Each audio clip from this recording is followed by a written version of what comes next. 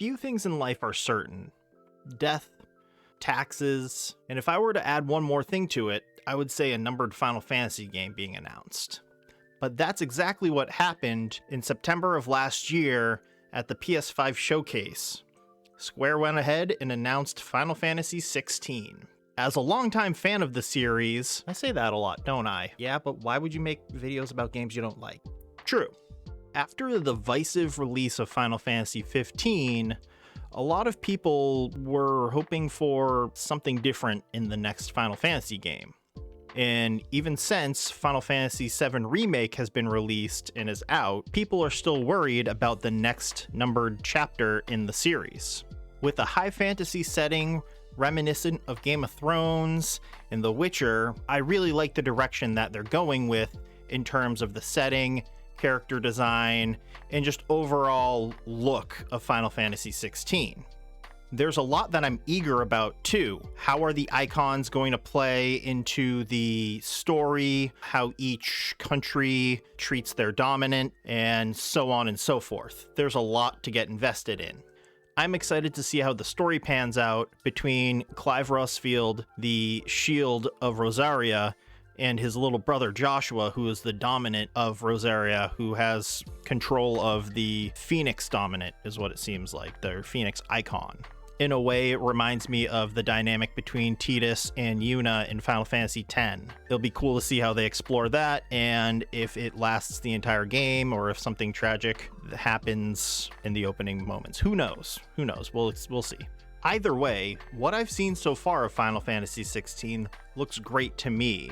Things can always be improved upon, though, so I did what I usually do, and I came up with a list.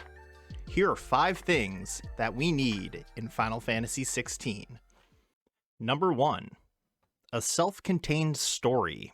Being a huge fan of Final Fantasy XV, I really enjoyed the story of Noctis and his friends and the journey they took to attempt to save the world of Lucis and defeat Ardyn and stop the Star Scourge. Unfortunately, the issue with Final Fantasy XV was that if you only played Final Fantasy XV, you missed out on the entire story. You definitely missed a couple pieces here and there. While the majority of the story takes place within Final Fantasy XV and its add-on episodes, you're still missing a few pieces here and there, whether it be the Final Fantasy prequel movie Kingsglaive or the Brotherhood anime that came out in a few small segments. There's definitely bits of each character's story missing from the game, and to kind of see that whole character as who they are, you really want to view all of that extra content. My hope for Final Fantasy XVI is that the game from start to finish, in any encompassing DLCs or add-ons that come out for the game, take place in just one complete package. This isn't just for me. This is really more for the people who see the game, want to play the game, and just experience Final Fantasy XVI through just playing the game. And to be honest, they should be able to do that. The fact that you can't buy Final Fantasy XV Royal Edition and get everything that you need to experience the entire story of Final Fantasy XV, and that you need to go out and look for a movie and animes and things like that, is kind of a bummer. But for fans of the series, most will go above and beyond to do that, but your average gamer might not want to deal with that. Just saying. Number 2, bring back the magic.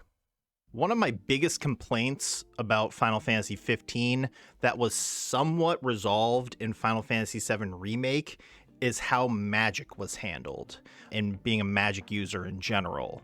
I was not a huge fan of the fact that you had to collect and craft your magic in the magic flasks and then use them, mid-battle and switch them and things like that. I just wasn't a big fan. I didn't like that there was friendly fire with the magic, and that put me off from using it more often than not. In certain cases, I would use it, but a lot of the time, it felt more like I was taking a risk that wasn't necessarily worth it at the time. I would rather use Ignis's enhancement technique to get a weakness than try and actually cast a magic spell on somebody just because of the risk that came up with using a magic attack. Final Fantasy VII Remake, however, changed it so that you were casting magic like you would in a more classic style Final Fantasy game, which was nice, but I wasn't the biggest fan of the new way they handled the active time battle system and how things paused. I really actually like Final Fantasy XV's battle system. I think it's better than Kingdom Hearts 3. I think it's more action forward than the Final Fantasy VII Remake was. So if they can streamline how to cast magic and don't make it as much of a risk to use it, I would be stoked. But that's just my personal opinion. Number 3. When it's time to party, we will party hard. In addition to the story, one of the best things of the Final Fantasy series over the years has been their ensemble casts of characters who are there to help the protagonists throughout their journey. Final Fantasy X, 7, and 6 have great ensemble casts. Final Fantasy XV's cast, while I love the Chocobros, was limited in some way. And while it told a great intimate story about friendship, duty, honor, and other things, I feel like the next Final Fantasy game needs to have a huge ensemble cast of characters supporting the protagonist.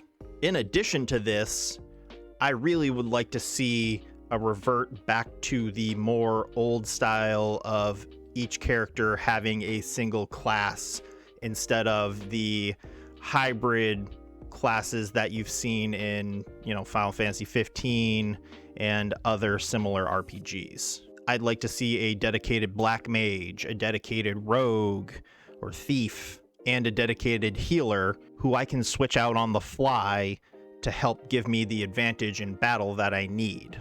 And while not every member of the party needs to be a member of the party throughout the entire game, it is nice to see different characters come and go throughout the story. Number 4, Fantastic Beasts and Where to Find Them.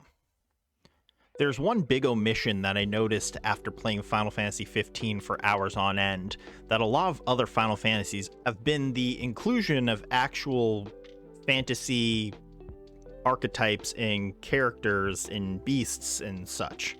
While there are a lot of different gremlins and goblins and stuff as enemies in Final Fantasy XV, there aren't really any non-human races that Noctis and his crew interact with.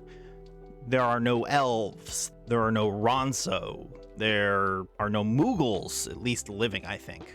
Going back to my last point about how a diverse ensemble cast would be a good thing for the next Final Fantasy game, just makes me believe and reminds me that you interact with a lot of the same type of people in Final Fantasy XV.